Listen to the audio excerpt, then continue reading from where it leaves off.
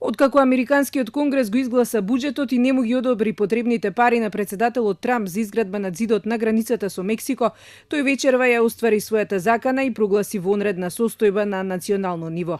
Рече дека ќе мора да ги искористи вонредните овластувања за да ја заштити нацијата од дилери на дрога и илегалните имигранти.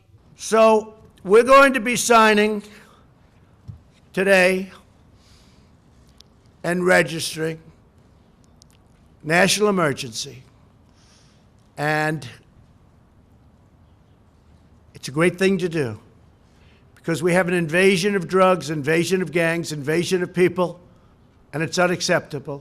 Трамп тврди дека постои страшна злоупотреба на жените кои се криучарат преку американско-мексиканската граница. Наведе дека зидот ќе биде потребен за борба против наркокартелите, како и од виртуелната инвазија од Мексико. Со прогласување на вонредна состојба, Трамп сега теоретски би можел да обезбеди 8 милиарди долари кои се потребни за изградба на зидот. Администрацијата наводно веќе лосирала пари во владините фондови. Веројатно најмногу ќе страда војската, затоа што 3,6 милиарди од воените проекти ќе се пренасочат за изградба на спорниот зид.